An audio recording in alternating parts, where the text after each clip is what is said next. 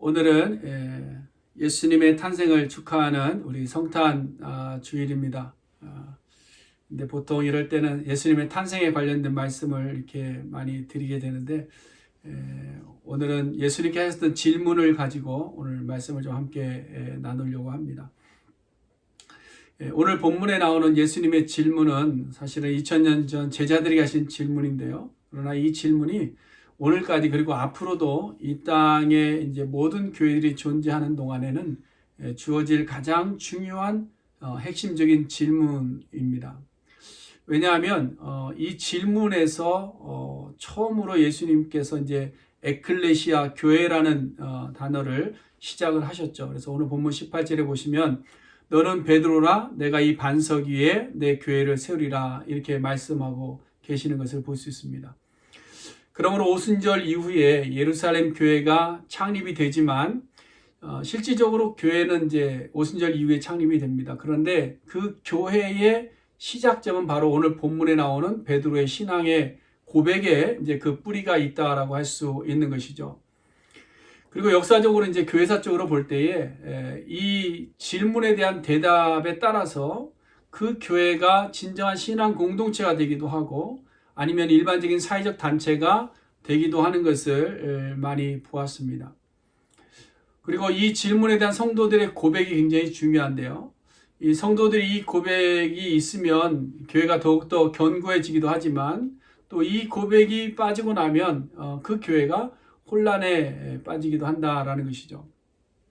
우리가 15장 8절과 9절에서 본 것처럼 입술로는 공경한다고 말하고 입술로는 예배 형식도 다 가지고 있지만 사람의 계명에 너무 집중하기 때문에 하나님을 헛되이 경배하는 결과를 낳게 되는 것이죠. 그래서 교회 안에 신앙의 고백이 없는 성도가 많이 모여 있으면요, 이 사람의 계명이 앞서기 때문에 서로 판단하고 정죄함으로 인해서 교회가 혼란스러워지게 됩니다. 그러나 교회 안에 이 신앙의 고백이 변함없는 성도들이 많이 모이면 어려움도 좀 있고 고난도 있고 환난도 있고 작은 갈등이 있다 할지라도 이 신앙의 고백으로 인해서 잘 극복하며 이겨나감으로 말미암아 교회가 더욱더 견고히 서가게 되는 것입니다. 여러분, 구약시대 이스라엘 백성들에게 있어서 가장 중요한 것, 핵심적인 것은 할례였고 율법을 통한 거룩이었지 않습니까? 근데 이와 반대로 신약시대에 와서는요, 오늘날 교회까지도 마찬가지지만 이 베드로의 신앙의 고백이 참 중요한 요소 중에 하나입니다. 여러분, 오늘 우리가 아기 예수님의 탄생을 축하하며 환영하며 우리가 성탄주의를 지킵니다. 그러나 우리가 아기 예수님이 나의 그리스도이시고 살아계신 하나님의 아들임을 믿고 고백하는 이 고백이 없이 이 날을 지낸다고 한다면 이 날은 우리와 아무 상관이 없는 그냥 남의 생일 파티가 되고 마는 것이죠. 지금까지 마지막 때의 징표들이 나타나고 또 삶의 획기적인 변화들을 가져오는 이러한 시기일수록 교회는 또 우리 성도들은 이 예수님에 대한 정의가 분명해야 된다. 분명해야 된다. 그래야 우리의 신앙이 흔들리지 않습니다. 아니, 우리의 신앙이 더욱더 이러한 어려움 속에서 더욱더 견고해질 수 있다는 사실이죠. 그러므로 오늘 우리는 이 신앙을 고백하며 또 예수님의 탄생을 축하하는 성탄 주일이 될 수 있기를 간절히 바라는 것입니다. 자, 그럼 우리가 13절 말씀부터 좀 보겠는데요. 예수님께서 지금 어디에 가셨는가 하면 가이사랴 빌립보라는 지역에 가셨습니다. 여러분, 이 가이사랴 빌립보가 어딘가 하면 예수님께서 사역하셨던 그 갈릴리 가버나움에서 북쪽으로 한 30마일 정도 떨어진 지역입니다. 그러니까 가나안 지역에서 가장 북쪽이죠. 우리가 주로 가나안 전체 지역을 이야기할 때에 이렇게 단에서 부에세바까지 이런 얘기를 하는데요. 그 단 지역이 바로 이 가이사랴 빌립보입니다. 그럼 예수님께서 왜 이 먼 곳까지 제자들 데리고 그곳에 가셨는가 하는 겁니다. 그것은 예수님께서 제자들을 훈련시키실 어떤 목적을 가지고 있었기 때문에. 왜냐하면 복음서에서 예수님께서 제자들을 데리시고 따로 가실 때는 언제나 그곳에서 특별한 교육과 훈련이 있었다는 것을 우리가 잘 볼 수 있습니다. 그래서 예수님은 제자들을 데리시고 팔복산에도 올라가셨고요. 감난산에도 올라가셨고 때로는 배를 타기도 하셨고 또 배를 타고 타 지역으로 옮겨가기도 하셨고 또 어떤 때는 제자들만 따로 한 집에 모아드리기도 하셨고요. 또 예수님께서 기도하러 가실 때에도 이 제자들을 특별히 따로 데리고 올라가시기도 하셨습니다. 그뿐만 아니라 말씀을 전하실 때에도 많은 사람들과 함께 있을 때는 그냥 비유로 이렇게 말씀을 많이 하셨지만 제자들을 따로 모으셔서 말씀하실 때는 그 뜻을 다 풀어서 설명해 주셨다는 것이죠.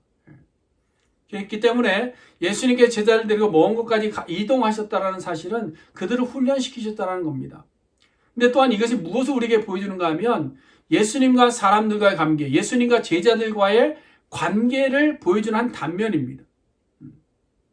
오늘 예수님의 질문도 그걸 보여주는 거죠. 그래서 13절에 보면 사람들이 인자를 누구라 하느냐 이런 질문과 그 다음에 15절에 가면 너희는 나를 누구라 하냐 동일한 질문을 반복합니다. 근데 한 번은 사람들이 어떻게 하는지 한 번은 제자들이 어떻게 하는지. 근데 마태는 또 그것을 오늘 복음서에 그대로 다 기록해서 두고 있죠. 왜 그랬을까? 그것은 이 사람들과 제자들의 대답이 같은 대답 같이 보이지만 완전히 다른 대답이고 한 부류는 나와 상관이 있지만 한 부류는 나와 전혀 관계가 형성되지 않다는 것을 잘 보여주는 것을 구별해서 보여준다는 겁니다.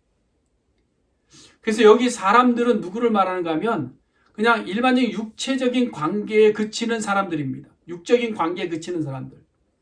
그래서 이 사람들은 하나님을 알기는 알지만 예수님을 따라는 다니지만 그리고 예수님의 기적도 보았지만 그 모든 신앙과 인식이 육적인 한계에 머물러 있는 사람들을 이야기하는 거죠. 그래서 이 사람들 육적인 한계에서 인자를 바라보는 사람들은 무엇라고 대답을 하는가? 오늘 14절 보시면 더러는 세례 요한, 더러는 엘리야, 더러는 예레미야, 더러는 선지자 중에 하나. 보세요. 시기적으로 가장 최근에 가장 많은 사람들에게 각광받았던 인물이 누굽니까? 세례 요한입니다. 세례 요한부터 시작해서 말라기에서 죽음을 보지 않고 승천하였다 마지막 때에 다시 이 땅에 오실 자로 예언된 북이스라엘의 선지자, 위대한 선지자 엘리야. 이스라엘의 회개를 촉구하며 눈물로 부르짖었던 구약의 대표적인 선지자죠. 한때는 메시아로 추앙받던 이 예레미야. 또 뭐 그 외에 많은 선지자들 중에 한 사람과 지금 나사렛 동네 출신인 예수를 뭐예요? 동일하게 보고 있다는 겁니다.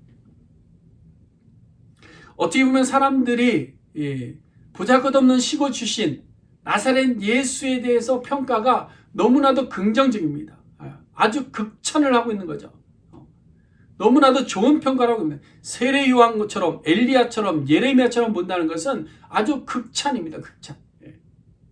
정말 좋은 평가입니다. 그러나 여러분 사람들의 눈에 보기 좋은 평가가 결코 진리라고 단정할 수는 없다라는 사실을 우리는 깊이 명심을 해야 됩니다. 오늘이 성탄주일입니다. 예수를 믿는 사람이나 믿지 않는 사람들이나 많은 사람들이 예수님의 탄생을 축하합니다. 좋은 일이라고 봅니다. 그래서 사람들이 추리도 만들고 뭐 서로 선물도 나누고 가난한 자를 돌아보기도 하고 구제 사업을 하기도 하고 또 뭐 각자 나름대로 자기의 생각을 가지고 선한 일들을 행하기도 합니다. 그러면서 그 일들을 행하면서 생각하는 게 누구를 생각할까요? 예수님을 생각하고 예수님을 평가하는 거겠죠. 그래서 그 사람들의 평가가 보면 사실 나쁜 평가는 없습니다. 뭐 예수님을 성인으로 보아주기도 하고 예수님을 위대한 랍비로 보아주기도 하고 또 예수님 하면 사랑의 실천가로 알아주기도 하고 예수님 그러면 선하고 착한 인물로 평가를 해주기도 하고 그렇죠. 그래서 우리도 착한 일을 하고 선한 일을 행하는 것 아닙니까? 나쁘지 않습니다. 그러나 여러분 이것은 예수님을 단순히 육적으로 바라보는 사람들의 시선입니다. 육적으로 바라보는, 육적으로 평가하는 시선. 무슨 말인가 하면 한 분 예수님에 대하여 각기 자기들 마음대로 판단했대요. 자기들 마음대로 존경하고 싶은 사람들을 생각하면서 자기들이 믿고 싶은 대로 믿었다라는 겁니다. 근데 여러분 예수님은 세례 요한이 아니거든요. 여러분 예수님은 엘리야가 아닙니다. 여러분 예수님은 예레미야도 아니고 예수님은 많은 선지자 중에 어떤 한 분도 아닙니다. 근데 사람들은 그렇게 인식을 하고 그렇게 평가를 하고 그렇게 받아들인다는 거예요. 그럼 예수님은 누구냐? 예수님은 누구냐?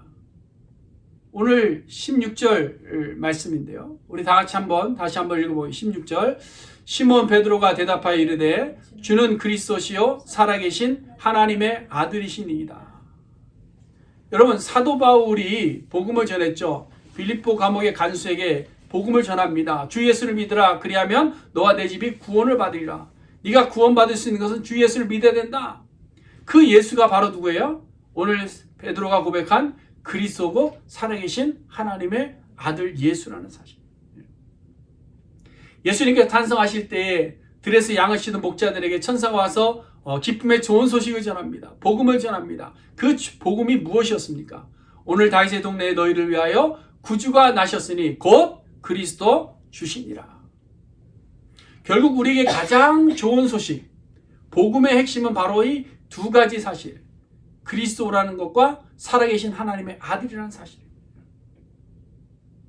그럼 그리스도가 뭐냐?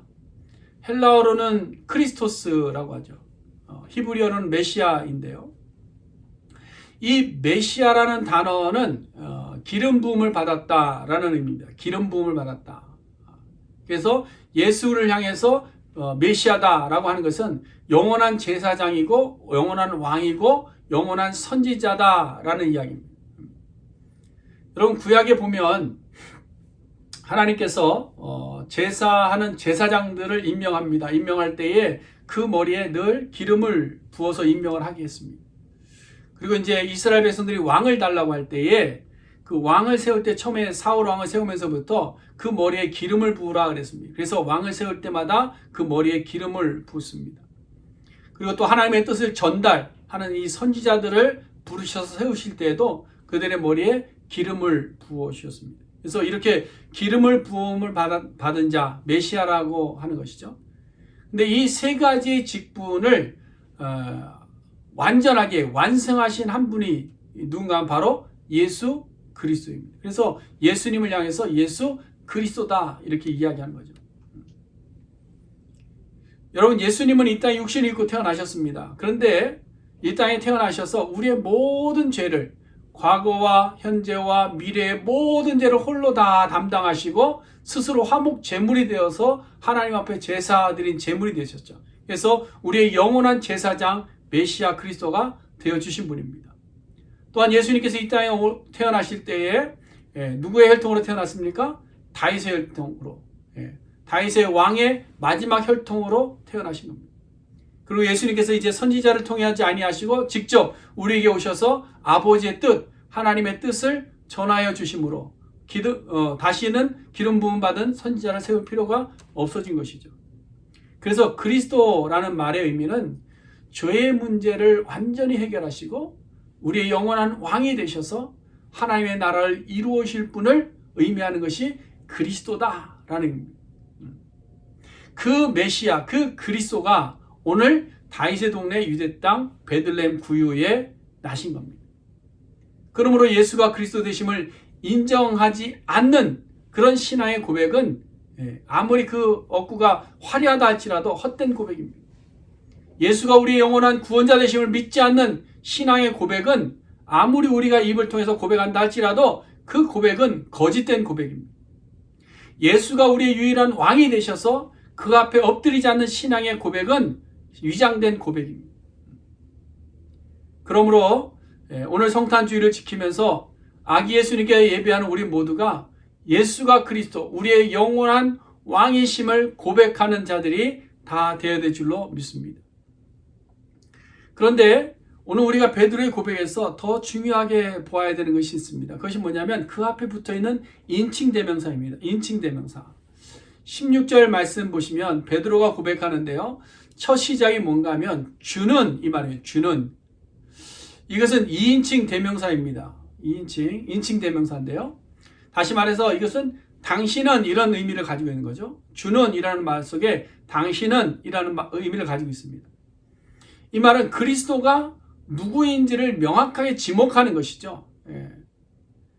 우리의 영원한 왕, 나의 영원한 제사장, 나의 영원한 선지자, 나의 영원한 왕은 누구냐? 바로 당신입니다. 라고 명확하게 지목하는 부분입니다. 여러분, 요즘 신앙의 변질 중에 가장 위험한 변질이 뭔가 하면요, 바로 이 주는, 당신은 이라는 인칭대명사가 명확하지 않거나 아니면 이 인칭대명사가 다양해졌다라는 겁니다. 다양해졌다. 오늘 본문 13절에서 말하는 사람들이 바로 그런 사람들이죠. 예수님께 말씀을 배웠습니다. 병고침을 받았습니다. 먹을 것을 얻었습니다.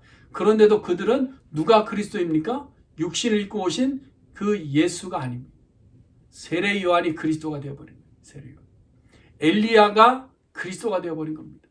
예레미야가 그리스도가 되어버린 거예요. 그러니까 예수가 그리스도라고 하는 것이 아니라 세례 요한이다, 엘리야다, 예레미야다, 이런 이야기를 하는 겁니다.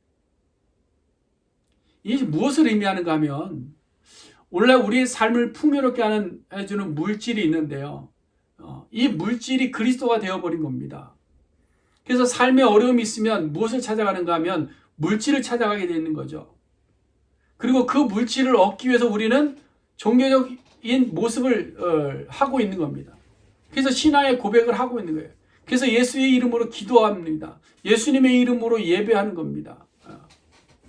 근데 결국은 뭐냐면 예수가 그리스도가 아니라 물질이 그리스도가 되는 거예요. 그래서 물질을 얻기 위해서 종교의 모양을 하고 있는 것이죠. 또 우리의 안전을 보장해줄 권력이 그리스도가 되어버린 경우를 이야기하는 거죠. 뭐 사람들이 다 그런 것은 아니지만 아주 작은 사회 조직이라도 보면 그 권력을 잡고자 하는 이유가 있습니다. 그것은 나를 안전하게 지켜주시는 것이 권력의 힘이라는 겁니다. 그래서 나를 구원하는 그리스도로 권력을 택한 것이죠. 그 예전에 어느 홍보 영상에서 제가 본 것 같은데요. 그 한국의 국회의원에 출마하시는 어떤 분이 유명한 어떤 목사님을 찾아간 겁니다. 그래서 부부가 같이 갔는데 그 앞에 이제 무릎을 꿇었나 뭐 아니면 뭐 이렇게 의자에 앉았는지 좀 기억이 가물가물한데요. 유세할 때 매는 그 띠를 이렇게 딱 메고 목사님 앞에서 안수기도를 받는 장면이 나와요. 눈물로 막 거기서 기도하는데요. 어느 기자가 그래서 찍었어요. 아니면 뭐 선거 사무실인지 모르겠는데 그 장면을 찍어서 올려놓은 겁니다. 그래서 이렇게 겉으로 보니까 참 아름다운 장면 같아요. 그래도 선거에 나가면서 목회자에게 기도하고 하나님의 뜻을 구하면서 출마하는구나, 뭐 이런 생각을 했습니다. 아름답고 좋게 보였습니다. 근데 나중에 그래서 관심이 있어서 그분의 국회의원 의정 활동을 이렇게 보니까 뭐 비성경적인 일, 성경이 죄라고 인정하는 것까지도 인정해야 된다는 법을 막 만드는데 가장 앞장서서 일을 하는 것을 제가 본 거죠. 그렇다면 이 사람이 과연 그때 가서 기도한 것이 뭘까? 그가 기도할 때, 예수님의 이름으로 기도할 때 그 예수님이 그리스도였을까? 아니라는 것이죠. 권력이 그리스도였던 겁니다. 유권자들의 표가 그 사람에게는 그리스도였던 것이죠. 뭐 이게 하나의 단면일 수는 있지만 이것은 권력이 그리스도인 사람들이 신앙적 행위로 변장한, 아니 위장한 그런 모습이라고 볼 수 있는 겁니다. 오늘 본문에 나오는 이 첫 번째 부류의 사람들과 똑같은 것이죠. 그런데 여러분, 주님 외에 육신을 입고 이 땅에 태어나신 그 예수 외에 다른 그 무엇이 그리스도가 되어서는 안 됩니다. 될 수도 없습니다. 그것은 그냥 단순한 우상일 뿐입니다. 육신을 입고 오신 예수님이 빠진 그리스도는 헛된 신앙의 고백입니다. 예수님이 그리스도 되심을 우리 개인이 고백하게 되면 결코 빠져서는 안 되는 가장 중요한 단어가 바로 뭐냐면 주는 이라는 말입니다. 주는. 당신은, 나에게 있어서 당신은 오직 당신만이 나의 구원자입니다라는 이 주는이라는 단어가 빠져서는 안 되는 거예요. 그래서 우리의 신앙은 예수님과 나 사이에 나와 당신의 관계가 형성되는 것이 중요한 겁니다. 그래서 우리가 예수를 그리스도라고 고백할 때에 당신은, 주는 이라는 말이 우리 속에 있다는 것은 당신은 나의 주인입니다. 당신은 나의 구원자입니다라는 고백입니다. 그래서 오늘 베드로의 고백의 첫 문장이 그것을 고백하고 있는 거죠. 주는 그리스도시오. 주는 그리스도시오. 사랑하는 성도 여러분, 이것이 얼마나 중요한지 모릅니다. 이것은 나와 예수님과의 관계를 명확하게 설정하는 유일한 기준이 되는 겁니다. 그래서 주는 당신은 그리스도입니다 라는 고백을 우리가 하게 되면 우리는 다른 그 무엇을 따라갈래야 따라갈 수가 없는 거죠. 왜냐하면 살 길이 육신을 입고 오신 예수님밖에 없기 때문이죠. 그래서 마지막 때가 가까이 올수록 우리는 이 고백이 나에게 있는가, 이 고백에서 주님과 나의 관계가 깨어지지는 않았는가, 우리는 늘 점검할 수 있어야 될 줄 압니다. 여러분, 마지막 때에 나타날 징조로 두려워하시는 분들이 많이 있어요. 뭐 전쟁의 소문, 난리의 소문, 뭐 이런 것들 때문에 두려워하시는 분들이 있더라고요. 뭐 우리 주변에 그런 일들이 많이 일어나고 있는 거죠. 이태리에서는 뭐 물난리도 나고, 뉴욕과 일본에서는 뭐 눈폭풍이 오기도 하고, 또 코로나 바이러스 확산은 점점 늘어가기만 하고, 그렇죠? 근데 이것 말고도 마지막에 대한 징조로 나오는 말씀이 뭐냐면, 주가 여기 있다 저기 있다 하고 구원이 여기 있다 저기 있다는 진리의 왜곡과 변질이 나타난다는 거예요. 이것이 더 무서운 문제입니다. 근데 이것이 무슨 신학의 문제가 아니에요. 이것이 무슨 교단의 문제가 아닙니다. 이것이 무슨 이단 종파의 문제가 아닙니다. 이것은 내 속에 있는 나의 문제입니다. 나와 예수 그리스도의 관계가 흔들리는 겁니다. 예수만이 나의 구원자가 아니라 이제는 또 다른 구원자가 어디 있을까를 찾는 겁니다. 내 생명을 유지시켜줄 다른 무엇인가를 찾아가는 겁니다. 그래서 여러분, 우리는 예수님을 향해 그리스도라 말은 하지만 사실은 내가 그리스도가 되어가고 있지 않는가, 우리 자신들 좀 돌아봐야 돼요. 그런 생각을 좀 하는데요. 점점 세상이 의존적인 성향은 좀 사라지는 것 같습니다. 그리고 자유의지적 자기 성향들이 강해지는 세상이 되고 있는 것 같아요. 그래서 이제는 교회 안에도 보면 예수가 그리스도가 되지 않고요, 재정이 교회를 이끌어가는 그리스도가 됩니다. 어떤 교회의 프로그램이 교회를 성장시키는 그리스도가 되어버리고 있다는 사실이에요. 또 성도들의 모습 속에서는 착하고 선한 행실들, 이런 것들이 그리스도화 되어져 가고 있다는 거죠. 도덕적인 삶, 이것이 그리스도화 되어져 가고 있다는 겁니다. 그래서 내가 복음이 너무 많은 거죠. 하나님의 말씀보다 내가 생각하는 선과 내가 생각하는 도덕과 내가 생각하는 착한 삶, 이것이 그리스도가 되어버리는 그런 세상으로 변해져 가고 있더라는 겁니다. 그래서 내 생각이 말씀보다 우선하게 되는 현상이 나타나고 있고요, 내가 생각하는 기준이 말씀의 기준을 덮어버리는 경우가 나타나고 있고요. 그래서 여러분, 한번 생각을 잘 해보세요. 우리가 어떤 해결되지 않는 문제를 만나게 되면 우리가 먼저 어떻게 하는가? 한번 여러분, 우리 자신들을 한번 아주 냉정하게 잘 돌아볼 수 있기를 바랍니다. 그 문제를 해결하기 위해서 우리가 하는 행동이 무언가? 우리는 예수가 나의 구원자라고, 나의 그리스도라고 고백을 하는데 우리의 행동의 우선순위는 그리스도가 아니더라라는 거죠. 예수만이 유일한 구원자라고 한다면 우리는 먼저 문제가 생기거나 어려움이 생기거나 나의 환난이 닥쳤을 때 먼저 누구 앞에 가야 될까요? 나를 구원해 주실 예수 그리스도 앞에 나가야 되는 겁니다. 풀리지 않는 문제가 있습니다. 어떻게 될지 모르는 일들이 있습니다. 그러면 이 답을 찾으려고 우리는 어디를 가야 될까요? 벌써 말씀으로 찾아가야 됩니다. 말씀. 우리의 육적인 생각들이 있어서 가던 길에도 그리스도의 뜻이 우리에게 증거되어지고 생각나게 될 때마다 거기서 돌이킬 수 있어야 되는 겁니다. 이것이 바로 주는 당신은 그리스도입니다 라는 고백입니다. 그러므로 오늘 성탄 예배를 드리시는 우리 모든 성도님들이 이 고백을 우리가 함께 할 수 있기를 간절히 소원해 드립니다. 그 다음 두 번째로 베드로의 고백은 뭐냐면 살아계신 하나님의 아들이라는 고백이죠. 살아계신 하나님의 아들입니다.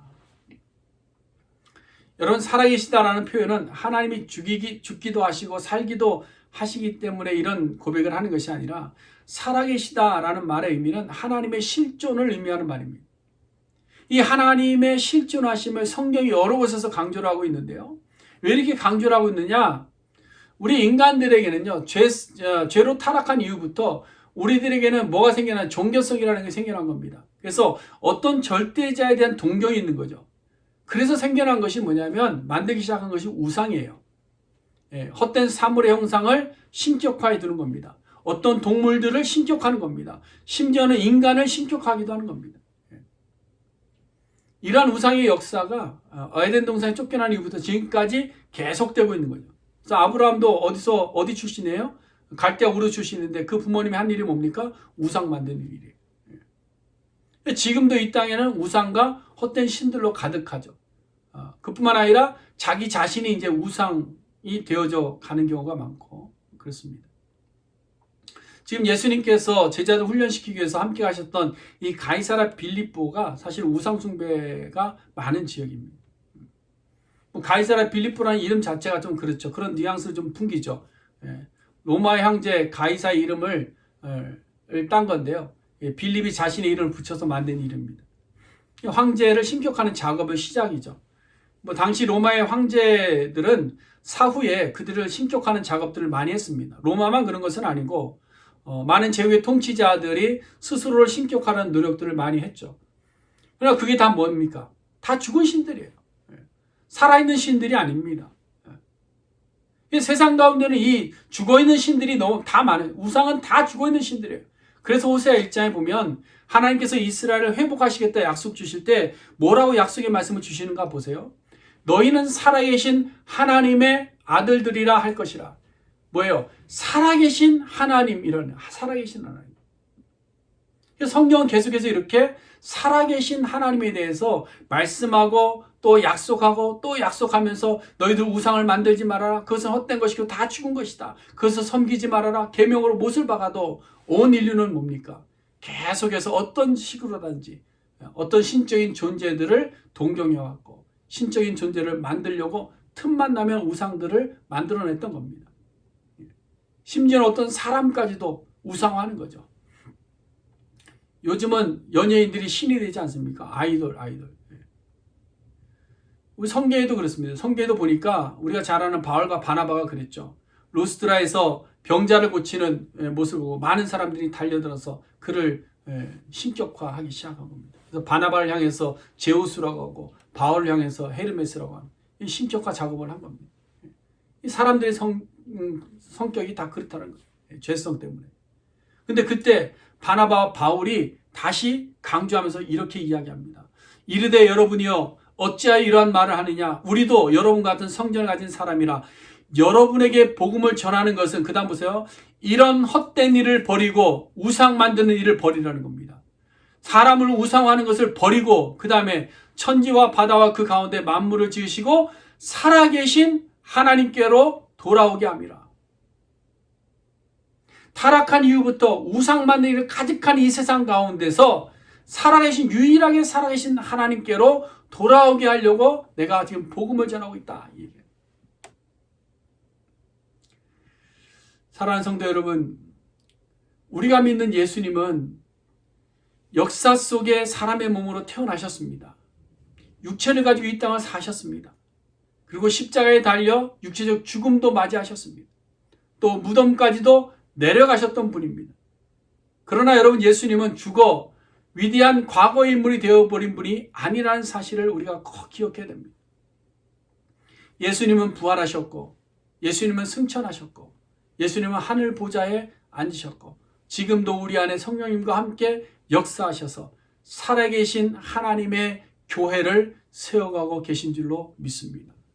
그러므로 우리가 살아계신 이 하나님에 대한 확신, 이 살아계신 하나님에 대한 고백, 예수를 살아계신 하나님의 아들로 믿는 그 고백이 우리들의 삶 속에 넘쳐날 수 있게 되기를 간절히 소원해 드립니다. 우리가 하나님을 믿고 예수 그리스도가 하나님의 아들 되심을 고백하면서도 여전히 불안해하고 불신앙하고 하나님께서 이루어 가시는 역사를 부정하기도 하는 분들이 가끔 있습니다. 그러나 여러분, 그래서는 안 됩니다. 여러분, 우리의 하나님은 죽은 하나님이 아닙니다. 우리의 하나님은 이미 과거의 하나님이 되신 분이 아닙니다. 예수님은 살아계신 하나님의 아들이십니다. 그리고 그 예수님은 교회를 세우셔서 진리의 터가 되게 하셨고 직접 교회의 모퉁이 돌이 되어 주신 것입니다. 그러므로 우리의 삶 속에 고백이 필요한데 그 고백이 뭐냐? 주는 그리스도시요 살아계신 하나님의 아들임을 고백하고 믿는 우리 모든 성도님들이 되어야 될 줄로 믿습니다. 이제 말씀을 정리합니다.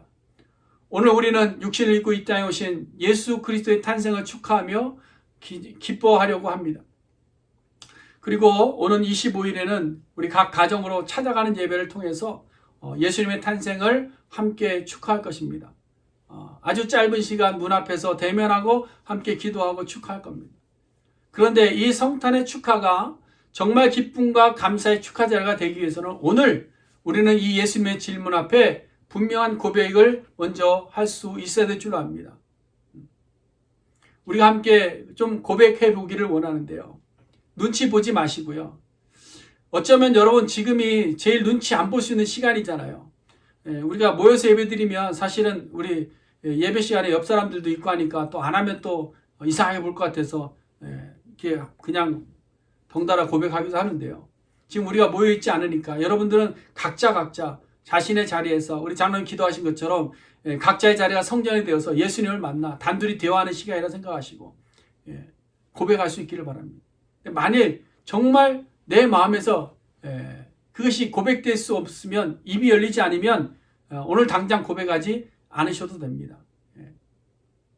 만일이라도 이 말씀을 듣고 내 마음속에 믿어진다면 우리가 이렇게 한번 고백하는 시간이 될 수 있기를 바랍니다. 이제 예수님께서 여러분 한 사람 한 사람에게 물어보십니다. 너희는 나를 누구라 하느냐? 주는 그리스도시요 살아계신 하나님의 아들입니다. 감사합니다. 함께 고백하신 우리 모든 성도님들이 정말 이 고백처럼 예수님을 그리스도로 모시고 살아계신 하나님의 아들 예수님의 말씀에 순종하며 사는 우리 모두가 될 수 있기를 간절히 소원해 드립니다.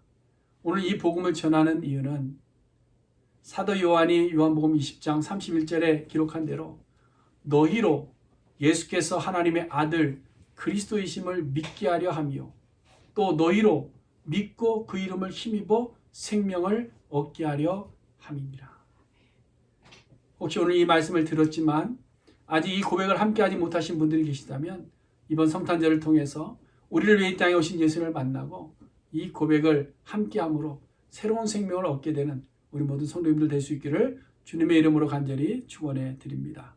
기도하겠습니다. 고마우신